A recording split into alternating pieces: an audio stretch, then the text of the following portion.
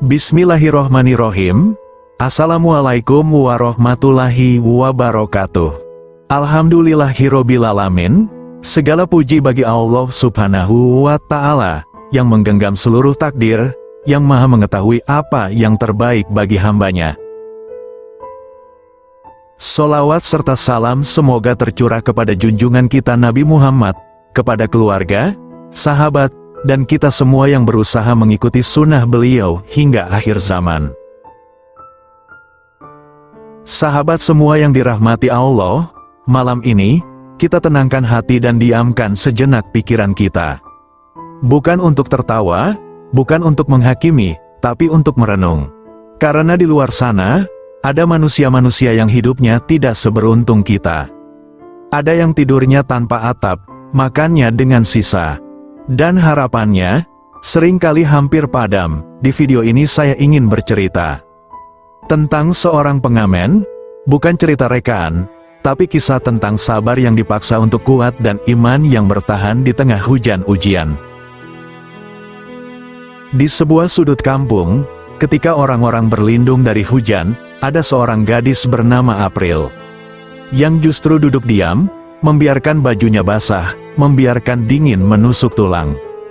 Di tangannya ada salon tua yang catnya mengelupas. Mik yang dipegangnya berkarat, seperti hidupnya, yang sudah lama tidak dipeluk oleh keberuntungan. Sahabat, April tidak memilih hidup seperti ini. Ia tidak bercita-cita jadi pengamen. Ia hanya tidak punya pilihan lain. Di sampingnya berdiri Robi, teman seperjuangan, sahabat yang Allah titipkan, agar April tidak benar-benar sendirian. Robi tahu, kadang yang paling menyakitkan bukan lapar, bukan hujan, tapi tatapan manusia yang merendahkan. April mulai bernyanyi, suaranya lirih, nadanya gemetar. Bukan karena salah nada, tapi karena hati yang menahan tangis. Orang-orang lewat, ada yang memberi receh tanpa menatap, ada yang menatap tapi tidak memberi. Ada pula yang berkata, masih muda kok ngamen, kerja yang bener dong. Sahabat, kalimat itu mungkin keluar tanpa pikir panjang. Tapi bagi April, itu luka yang disimpan diam-diam. April menunduk, air matanya jatuh ke salon kecil, hujan menutupi tangisnya. Namun lihatlah, ketika azan berkumandang, April berhenti. Ia bukan berhenti karena lelah, tapi karena takut pada Allah. Lantas ia bangun dan berjalan mencari musola. Ditemukannya musola dengan keadaan lantai yang dingin dan April mukanya basah. Lantas April melakukan sholat. Selepas sholat April bersujud. Dalam sujudnya, tidak ada teriakan, tidak ada protes. Hanya doa pelan yang mungkin tidak ada yang mendengarnya. April berdoa, "Ya Allah, aku tidak minta kaya. Aku hanya minta dikuatkan dalam setiap ujian hidup ini." Hari-hari pun berlalu, hujan datang dan pergi, ujian tidak berkurang. Kadang April pulang tanpa uang, tidak makan dan tanpa senyum. April duduk di sudut kamar kecil, menatap langit-langit kamar.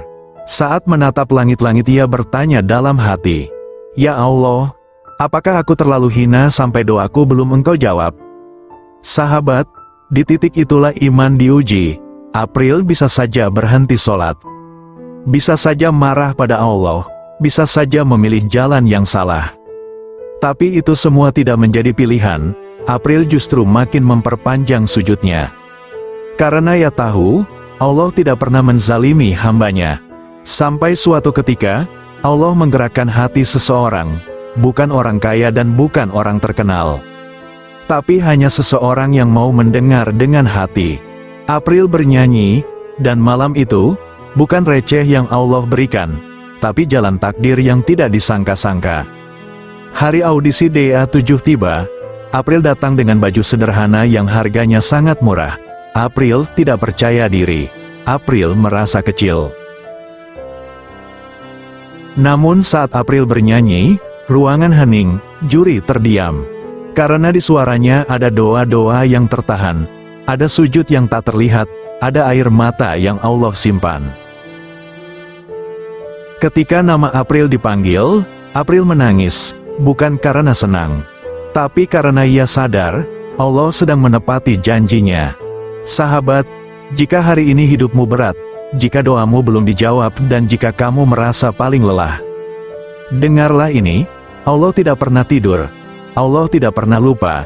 Mungkin kamu sedang diuji bukan karena Allah membencimu, tapi karena Allah menyiapkanmu sesuatu yang indah di saat waktu yang tepat. Sahabat, tetap sholat walau air mata jatuh, tetap sabar walau dunia kejam.